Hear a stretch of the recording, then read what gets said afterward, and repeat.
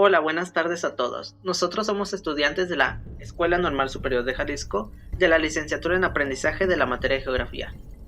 Hoy les vamos a presentar un podcast llamado Viaje Histórico por la Geografía. Nuestro equipo está conformado por Diego Delgadillo, Fátima Ruiz, Andrea Mora, Jesús Estrada. Esperamos que este podcast sea de su agrado, ya que les platicaremos en cómo la geografía fue evolucionando a través del tiempo. Así es, hoy hablaremos de cómo fue que comenzó todo, desde los primeros mapas hasta las reflexiones de los filósofos modernos que cambiaron el rumbo de lo que vivimos y percibimos ahora como el espacio geográfico. Y lo más interesante es que vamos a ir platicando, comentando entre nosotros, comparando estas ideas con lo que conocemos hoy en día. y prepárense porque va a ser un recorrido por la historia, entre los cuales va a haber datos curiosos, anécdotas y mucha conversación. Comenzaremos con la Edad Antigua. ¡Vamos! Empecemos con Anaximandro. Me parece curioso que él pensó a la Tierra como un disco. Imagínenselo la valentía intelectual para interpretar la representación del mundo, un mundo completo sin haber salido más de unos cuantos kilómetros. Sí, y además fue un pionero de la cartografía, creando los primeros mapas, colocando el Mediterráneo en el centro, algo que tenía sentido para ellos porque era su referencia principal. Hoy lo vemos más centrado porque para ellos ahí estaba el mundo. Y para mí es súper impresionante que a pesar de que no había ni satélites ni brújulas como tal, yo me lo imagino en su estudio haciendo este mapa, súper inteligentemente él hizo los mapas como él se los imaginaba, es muy impresionante eso. Sí, además, la capacidad de Anaximandro era tan impresionante que dibujó las tierras que se conocían como Europa, Asia y África como una isla grande rodeada por el agua y el mar. Antes de él, la gente solo hacía listas de lugares. Él intentó dibujarlos y ubicarlos con cierta proporción y forma, algo muy avanzado para su época.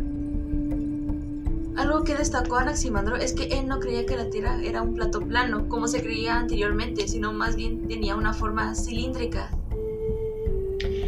Y también Anaximandro propuso una idea que para su tiempo era avanzada, en la cual la Tierra no se apoyaba nada, sino que también simplemente flotaba sobre el espacio.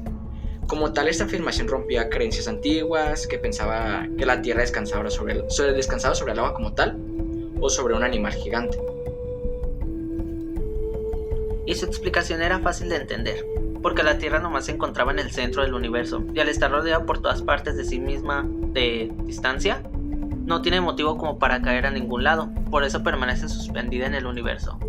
Y eso me pone a pensar como tal, en qué tanto influyó en nuestra percepción, porque hoy dependemos de Google Maps, por ejemplo.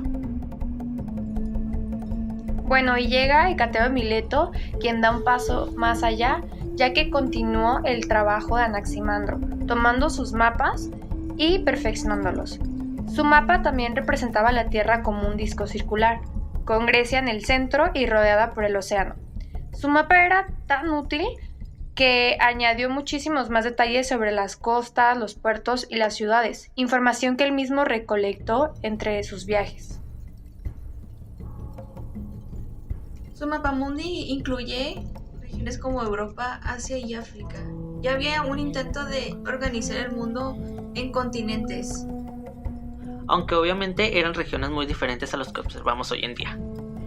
Hecateo era un viajero inalcanzable, ya que se supo que él recorrió grandes partes del Mediterráneo, las costas, e hizo viajes importantes a lugares como Egipto. Gracias a eso, por sus viajes, sus descripciones del mundo no se basaban solo en los mitos o los rumores que tenía la gente, sino que las observaciones eran directas de él e hizo y recogió información de otros marinos y comerciantes de las zonas.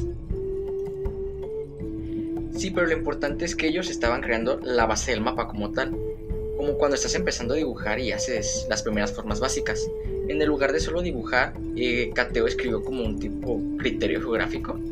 Esto significa que describió las costas, los pueblos y las costumbres que tenía la gente. Y más que nada, que encontró de una forma organizada y racional, que casi como una guía de viajero. Y luego tenemos a Heródoto, más conocido como el padre de la historia, pero también conocido como un geógrafo de corazón. Él describía ciudades, ríos, montañas, poblaciones enteras y parte de lo que hoy conocemos como el relieve. Literalmente, era como un blogger de viajes de la antigüedad. Esto lo hacía gracias a que Heródoto era un viajero realmente apasionado. Recorrió gran parte del Mediterráneo, Egipto, Libia, Asia Menor e incluso Escitia, región al norte del Mar Negro. A ver, imagínense si hubiera tenido TikTok. Se me hace muy interesante. Hubiera subido sus videos como tal acerca de sus viajes, las costas y los lugares que visitó. Sus escritos están llenos de la información de primera mano, ya que él visitó los lugares, interrogó a los sacerdotes, a los marineros y a los habitantes locales. Y ante todo, eso da que a su geografía un valor de testimonio directo y verdadero. Heródoto introdujo una rama de lo que ahora llamamos como tal la geografía humana. Describió detalladamente las costumbres, lenguas, religiones y estructuras sociales y como tal formas de vivir los distintos pueblos que encontró. Por ejemplo, al hablar de Egipto, no solo describía el Nilo, sino cómo viven y visten y entierran a sus muertos los egipcios. Esto como tal vinculó la geografía con la cultura. Es un don del Nilo. Esta frase geográfica más famosa. Heródoto fue uno de los primeros en entender y explicar de forma clara la relación entre el río Nilo y la existencia de la civilización egipcia. Vio que la inundación anual del río Nilo era creada por la tierra fértil. Además, Heródoto fue muy crítico con las ideas geográficas que venían de Cateo. Por ejemplo, se burlaba mucho de él sobre la idea de que la Tierra era un disco perfecto rodeado por un solo río, el océano. Argumentaba que el mundo no era tan simétrico como lo dibujaban los filósofos anteriores a él. Él quería describir el mundo tal como lo había visto y oído. Y también se aventuró a describir la geología del delta del Nilo. Argumentaba que las tierras bajas eran en realidad los sedimentos depositados ahí por el río a lo largo de los miles de años atrás. Y luego está Eratóstenes, que siempre me impresiona, porque primero fue el director de la famosa Biblioteca de Alejandría. Se le conoce como el padre de la geografía por haberla convertido en una disciplina matemática. Eratóstenes también fue la primera persona en la historia en calcular la circunferencia de la Tierra. ¿Y se han preguntado cómo logró calcular la circunferencia? No, la verdad no. Bueno, yo sí. Investigando, él calculó la circunferencia de la Tierra como tal mandando un sujeto a caminar cierta distancia. Con los pasos que dio el sujeto, logró calcular la distancia entre Siena y Alejandría, como tal para calcular la circunferencia de la Tierra. Es que, ¿qué nivel de inteligencia? Supo que en la ciudad de Siena, durante el solsticio de verano, el día más largo, el sol estaba directamente sobre sus casas, por lo que no había sombra en un pozo. Observación en Alejandría, al mismo tiempo en la ciudad de Alejandría, que estaban al norte de la Siena, midió la sombra de un palo vertical y vio que el sol estaba inclinado unos 7.2 grados. También algo muy interesante es que se le atribuye el haber sido el primero en usar el término griego de geografía, que significa literalmente descripción de la Tierra. Además, súmele que Cateo ya había dibujado un disco, pero Eratóstenes fue el primero en suspender su mapa en una red de líneas que ahora llamamos paralelos y meridianos. Estas líneas imaginarias permitían dar a conocer un lugar exacto, ya como la longitud y la latitud actual, haciendo que la cartografía fuera mucho más precisa y útil para la navegación y la organización del conocimiento de hoy en día. Ahora hablemos de Poseidonio y su determinismo geográfico. La idea que el entorno forma carácter de los pueblos, Poseidonio hizo unos estudios cruciales sobre el océano Atlántico y fue uno de los primeros en establecer una conexión clara entre el movimiento del Sol y sobre todo la Luna, el fenómeno de las mareas. Observó que la intensidad de las mareas estaba relacionada con las fases lunares y la posición del Sol. Esto fue un gran paso para explicar fenómenos geográficos complejos a través de la astronomía y no solo mitos. Él formalizó la idea de que la Tierra se divide en zonas climáticas basadas en la latitud. Él propuso 5 zonas principales, incluyendo las regiones extremadamente frías, las que se encuentran cerca de los polos, que no estaban habitadas, y las zonas habitables en el medio, Esto es la base de lo que hoy entendemos como las zonas climáticas. Sí, por ejemplo, todos claramente sabemos que el clima influye mucho en los hábitos, en la agricultura e incluso hasta en las culturas. Y bueno, también Posidonio intentó repetir el famoso cálculo de la circunferencia de la Tierra que ya había hecho antes Eratóstenes. Usó un método diferente, observando la elevación de las estrellas en el horizonte. Lamentablemente, su cálculo arrojó unos números significativamente muchos más pequeños a los que había dado Eratóstenes. Además, al igual que Heródoto, viajó extensamente por el Mediterráneo, más bien conocido como España, y Galia, Francia. Describió como tal detalladamente las tierras, los pueblos que vivían ahí y sus costumbres como tal. Para Posidonio, describir un pueblo no era solo dar datos, era entender cómo ese pueblo se adaptaba y vivía en armonía con su entorno gracias a su visión filosófica de que todo en los cosmos está conectado como tal. Y cerramos con Ptolomeo. Sus obras fueron usadas durante más de 1000 años. Él reunió todo conocimiento geográfico de su época, de viajeros como él mismo, marinos como de Tiro y otros, y lo organizó de una manera lógica y científica. Su libro no era una narrativa, sino un manual que mostraba cómo usar un mapa y una lista de coordenadas, latitud y longitud, para miles de lugares. Sí, justamente lo que mencionas ya te dice que fue súper influyente, pero además perfeccionó el uso de las coordenadas geográficas, los paralelos y los meridianos que ya había introducido Eratóstenes antiguamente. Por primera vez estableció un sistema de cuadrícula para todo el mundo conocido. Él estableció un meridiano principal, la línea de longitud 0 grados, que pasaba por la tierra más occidental que conocía. Las Islas Afortunadas, probablemente lo que hoy son las Islas Canarias. También además, Ptolomeo fue el primero en abordar un problema fundamental de la cartografía, que era en cómo dibujar una esfera en una hoja plana de papel, en este caso la Tierra. Describió y utilizó diferentes tipos de proyecciones cartográficas, de transferir la cuadrícula a una esfera plana, para minimizar la distorsión, haciendo que los mapas fueran lo más precisos hasta ahora entonces. Ptolomeo se basó en el cálculo de Posidonio, que fue erróneo, en lugar de Eratóstenes, que era el correcto para calcular la circunferencia de la Tierra.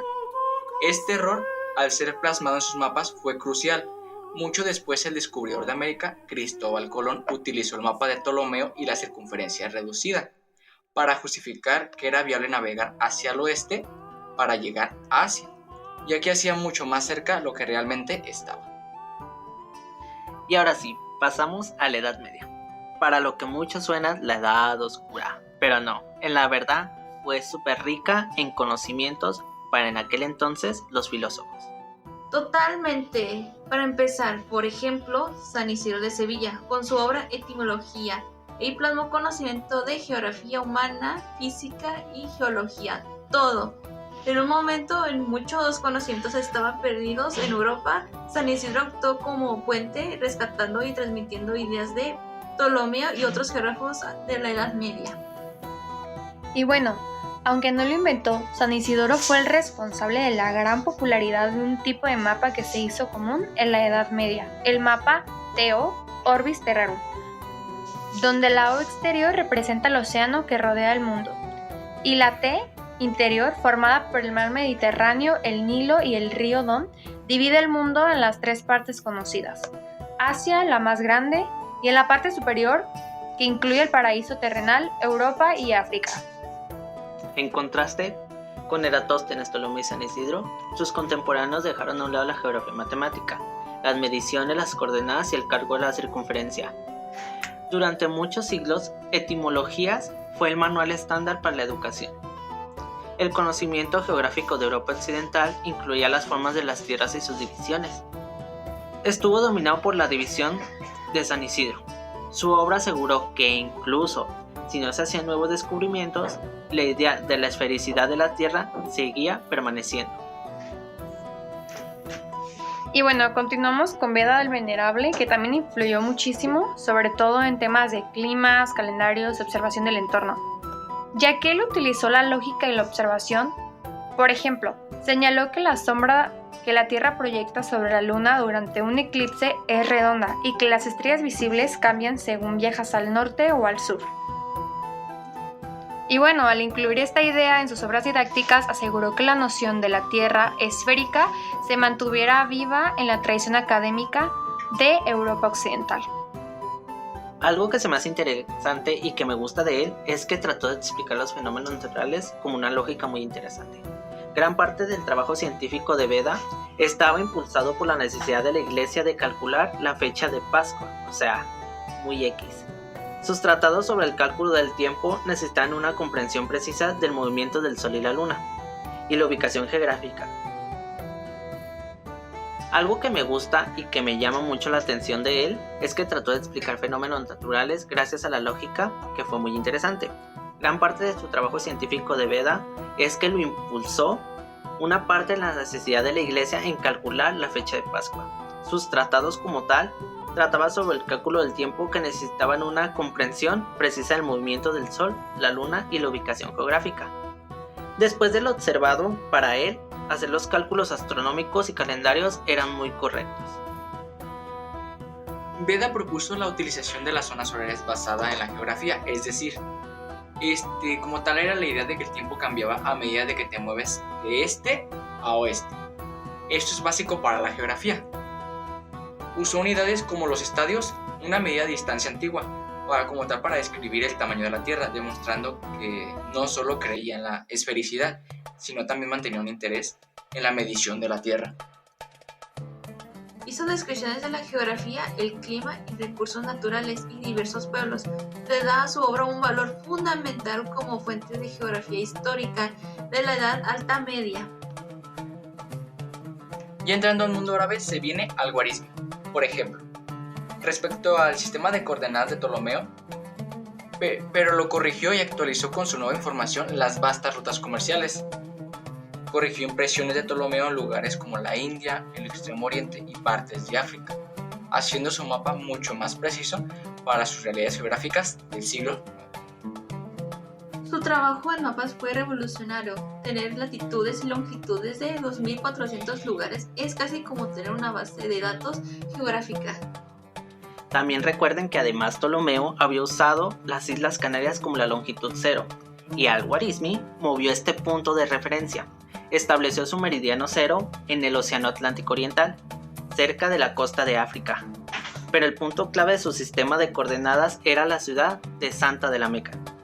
También recuerden que él calculó lo más importante para el mundo islámico, que era determinar la Qibla. El sistema de coordenadas de Al-Khwarizmi fue vital para resolver este problema a lo largo del imperio, uniendo la geografía con la religión y la vida diaria. Y también me sorprende bastante cómo sus mapas corregían errores de Ptolomeo, donde también usó y detalló las proyecciones cartográficas, como dibujar la Tierra esférica en un plano, asegurando que estos métodos matemáticos de mapeo no se perdieran y se aplicaran con mayor rigor. Luego continuamos con Al-Masuri, que no solo hablaba de las montañas y los climas, sino de cómo vivían las personas en él. Recorriendo una de las áreas más extensas conocidas por un solo viajero en la Edad Media, sus viajes incluyeron varios lugares como Persia, la India, las costas de China, el mar Caspio, partes de África y por último también la península ibérica. Su trabajo se basó en la observación directa y los relatos de los testigos oculares, en este caso es nomás ver. Su objetivo como tal era describir el mundo en cómo era, sino en cómo corregir los mapas antiguos para la época. Pero recuerda que eso también ya es geografía cultural. Él fue uno de los primeros en establecer la idea de que los océanos del mundo están conectados, el océano Índico, el Atlántico y el mar Mediterráneo. Presentó como tal una teoría detallada sobre el origen del río Nilo y postuló que se organizaba de una cadena de montañas en el corazón de África y que estaba alimentado por lagos, un conocimiento notable y avanzado para su época.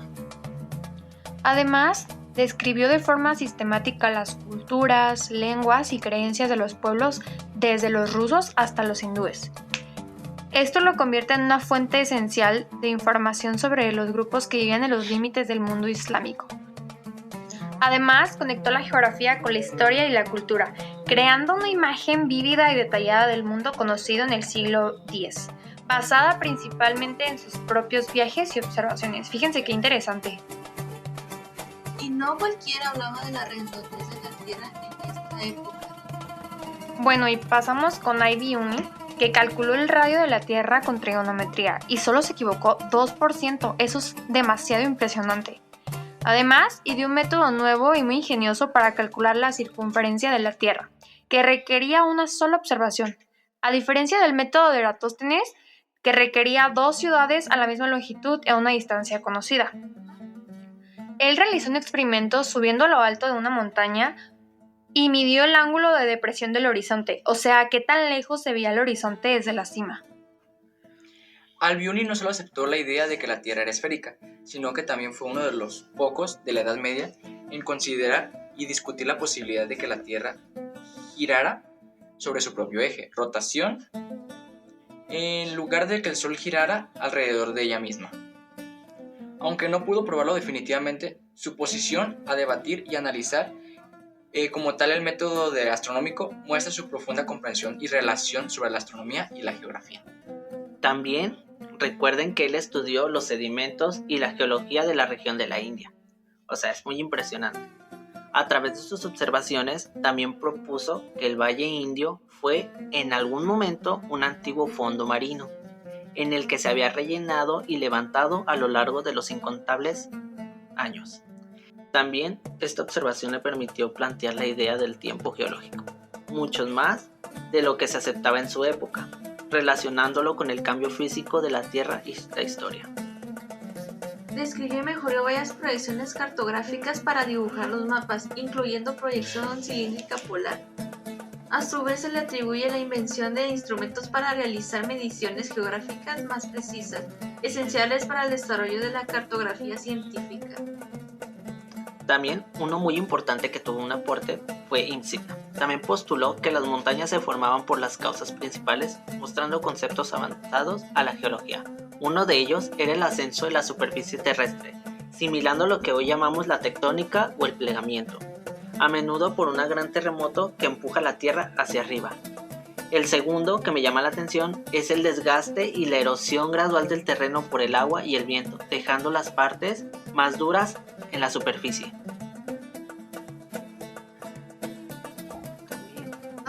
Recuerda que también describió el ciclo del agua de una manera clara y racional. Explicó cómo la Tierra produce agua de 2 maneras. Condensación. El vapor de agua se condensa y cae como lluvia o rocío. El ciclo hidrológico. Agua primordial. El agua atrapada en el subsuelo que se libera y a través de materiales y fuentes. Sus escritos sobre meteorología y la formación sobre nubes, lluvia y construyeron el campo de climatología, que se rama de la geografía física.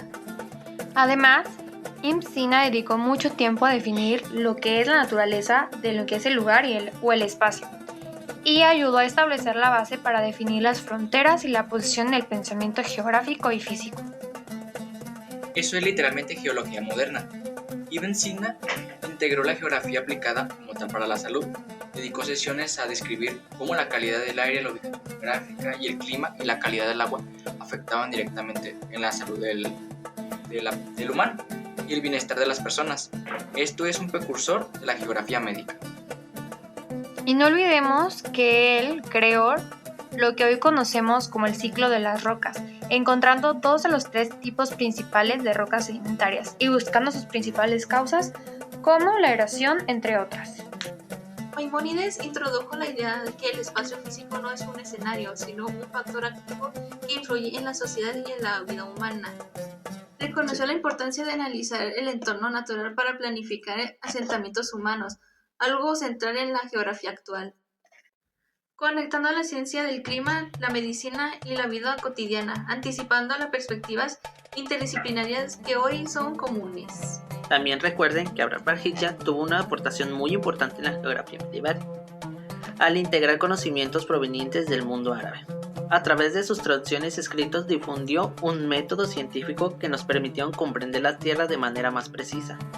Otras de sus contribuciones que destacaron, recuerden que fue el uso de las coordenadas como la latitud y la longitud para ubicar lugares, así como la descripción de la forma de la Tierra, la división de los continentes, los mares y las zonas climáticas. Sus obras combinaron las matemáticas, la astronomía y la geografía, a lo que favoreció el desarrollo de la cartografía en aquel entonces, que fue mucho más exacta y sentó bases para los estudios posteriores a lo largo del siglo.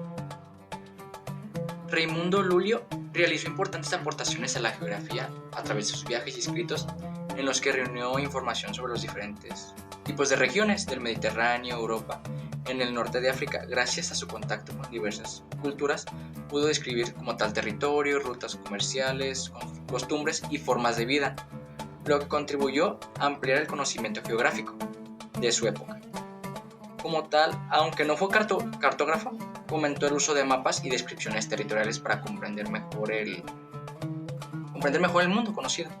Además, utilizó la geografía como herramienta para entender la distribución de pueblos y facilitar el diálogo entre culturas, convirtiéndose en un puente intelectual entre el mundo cristiano y el islámico. Bueno, ¿y qué hay con Al-Idrisi? Él elaboró un planisferio, un mapa del mundo y más de 60 mapas regionales, pero un mapamundi que dibujó originalmente en un disco de plata, que fue considerado el más preciso de su época durante al menos 3 siglos. Describía el continente euroasiático en su totalidad y el norte de África, con detalles sobre montañas, ríos, ciudades y aspectos económicos y culturales. Además, revolucionó la cartografía. Y claro, Ibn Battuta, su trabajo es básicamente una enciclopedia viviente de geografía humana. Al igual que Heródoto, el principal aporte de Ibn Battuta es a la geografía humana, ya que no solo describió dónde estaban las ciudades, sino cómo vivía la gente en ellas.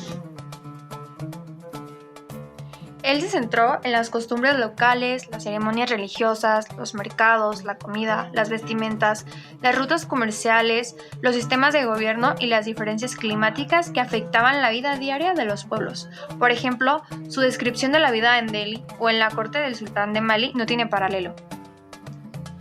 El Ruila se convirtió en un guía esencial para futuros viajeros y comerciantes, describiendo meticulosamente las rutas terrestres, marítimas y las distancias entre las ciudades, a menudo en días de viaje, y las condiciones de los caminos. Sus descripciones ayudaron a los cartógrafos posteriormente a verificar si eran correctas las ubicaciones de las ciudades y como tal características geográficas en las vastas regiones de Asia y África. También recuerden que su libro fue una de las partes más importantes para el estudio de la geografía, ya que se basaba en la historia, la política y la economía del siglo XIV, especialmente en lugares como África Occidental, el Imperio de Mali y el Sudeste Asiático, sobre la que ya había poca información escrita en esa época. En sí, Ibn Battuta no avanzó en la teoría o matemáticas de la geografía, sino en la proporción de cuerpos de datos empíricos más extensos sobre el mundo conocido de su tiempo. Su Ría es un tesoro geográfico ya que es descriptivo y cultural. Y aquí empezamos con otra etapa de la geografía, que es la Edad Moderna. Aquí empieza a conectar con la filosofía. Friedrich Nietzsche, por ejemplo, nos invita a pensar en cómo es el espacio del ser humano. Él empezaba a estar muy interesado por la influencia del clima y el entorno, la ubicación geográfica en el temperamento. Otra parte era la salud y el desarrollo cultural de los pueblos, una idea que hace venir desde Heródoto y la Ilustración. Aunque recuerden que él no describió sobre las coordenadas ni los mapas, su filosofía estaba más basada en las metáforas espaciales y geográficas, utilizando el clima, la montaña, el desierto y sus viajes como las herramientas conceptuales para describir la lucha de los individuos para alcanzar la verdad y crear una nueva moral. Él no se basaba solamente en las creencias religiosas, sino en las cosas que ya eran verificadas. Heidegger, con su concepto ser en el mundo, cambia toda la relación entre el espacio y la existencia. Critica la concepción moderna y científica del espacio como algo vacío, geométrico, homogéneo y abstracto. El mundo medible de la física o la cartografía. Él argumenta que el ser humano no vive en este espacio abstracto.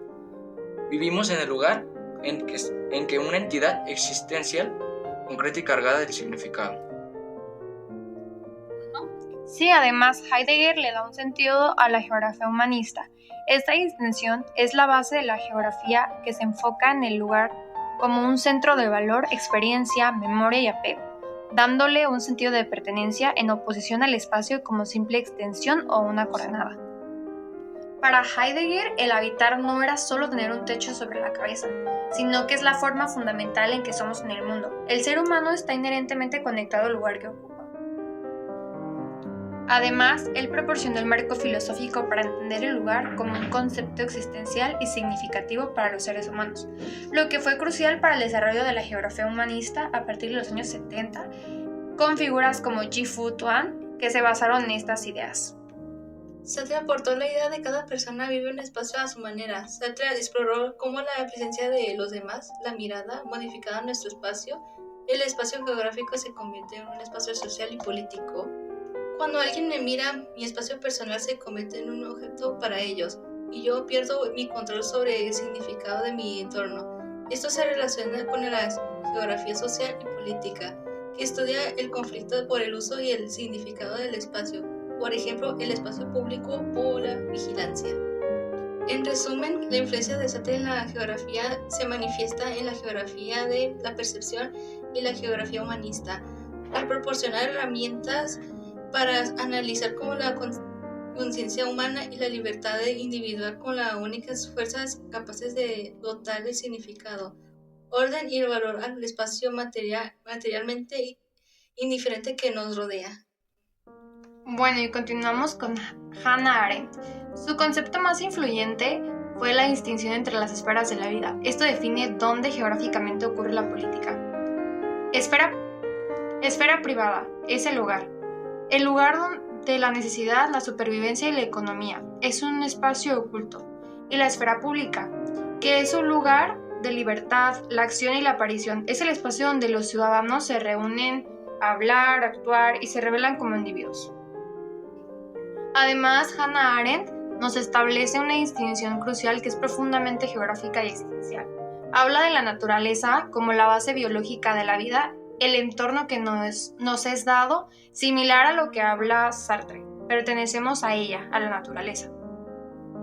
Otro concepto del que nos habla Hannah Arendt es acerca del artificio humano, que lo define como el espacio de objetos e instituciones que construimos entre nosotros mismos, como una mesa alrededor de la cual nos reunimos. Es la geografía cultural, urbana y política.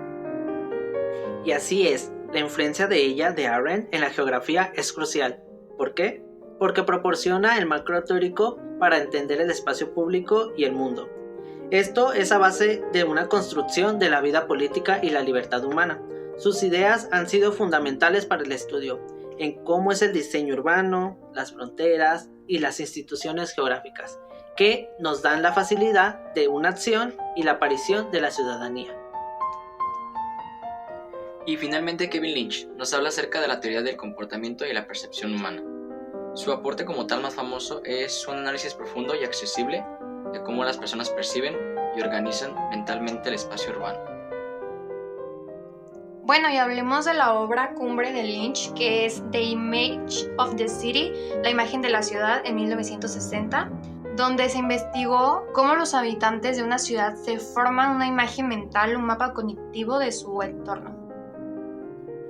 Además, que no se nos olvide mencionar que Lynch argumentó que las ciudades deben ser legibles, esto es decir, que fáciles de conocer, de recordar o de organizar mentalmente.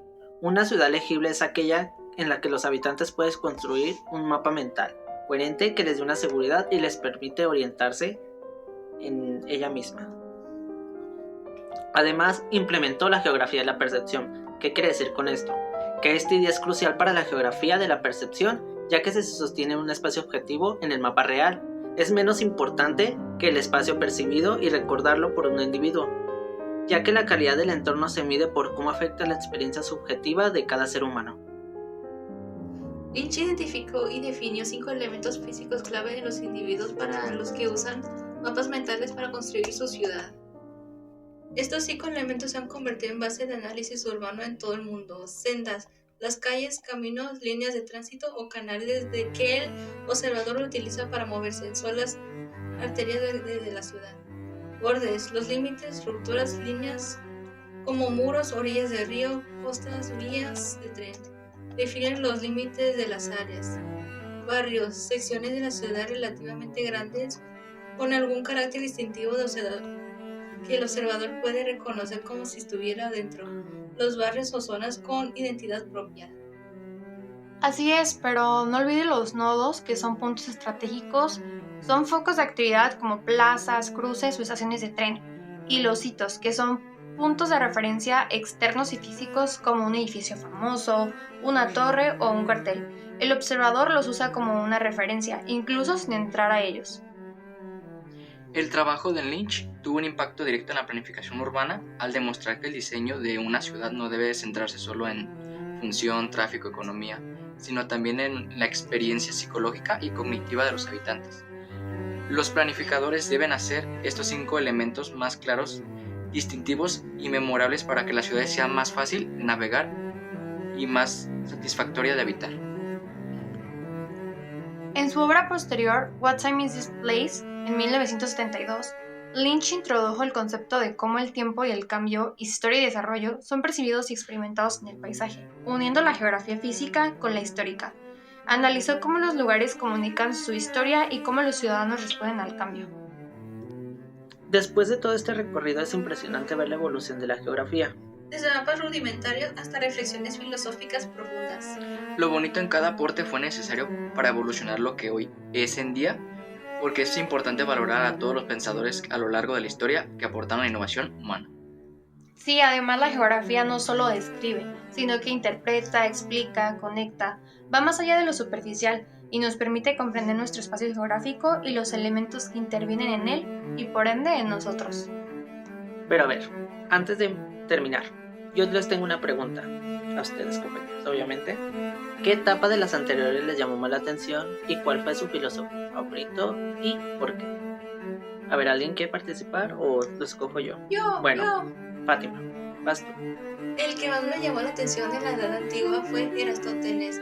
El cómo con sus escasos elementos y materiales pudo dictaminar con tanta precisión lo que era la circunferencia de la Tierra.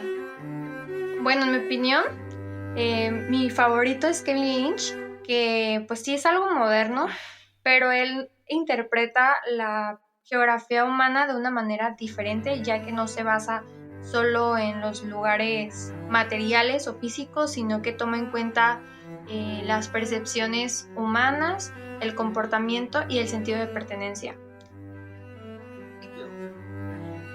A mí el que más me llamó la atención fue a Abraham Barr, por más que nada la forma en cómo representaba la geografía matemática. A través de las obras explicó el uso de la latitud y la longitud para ubicar regiones de la Tierra, impulsando más que nada establecer bases de la cartografía medieval. A mí el que más me llamó la atención, obviamente, fue Anaximandro de la Edad Antigua, ya que gracias a él pudimos conocer hoy en día lo que es geografía, porque se me hace muy interesante cómo él, a pesar de no tener conocimientos como tal, pudo hacer un mapa. Gracias a él, los demás filósofos pudieron complementar cosas y darnos varias ramas de la geografía. También una que me llamó mucho la atención es la geografía humana, ya que nos demuestra cómo percibimos nuestro espacio, en cómo vivimos, en cómo actuamos, en cómo también los climas, en cómo nos afectan en la vida cotidiana diariamente. Sí, tienes razón. De hecho, gracias al determinismo geográfico, ahora sabemos que los climas influyen en nuestra vida, pero hasta cierto punto, ya que ahora es el humano el que decide cómo enfrentar los retos que el clima y la naturaleza nos ponen. Y por último, no olviden que la geografía es la ciencia que nos enseña a ser conscientes de nuestro aquí. Nos obliga a reconocer que las fuerzas globales se manifiestan en nuestro barrio y que nuestras acciones locales tienen un eco global. Es un llamado a dejar de ver el espacio como un contenedor vacío y a verlo como una red de relaciones dinámicas donde reside nuestro poder y nuestras responsabilidades. Y sin más que decir, compañeros y oyentes, esperamos que haya sido de su agrado este podcast. Si te interesó alguno de estos filósofos o alguno de estos temas, puedes ir a buscar en internet más al respecto sobre ello o en alguna biblioteca local que tengas más cercana. Increíble. Esto fue Viaje Histórico por la Geografía. Gracias.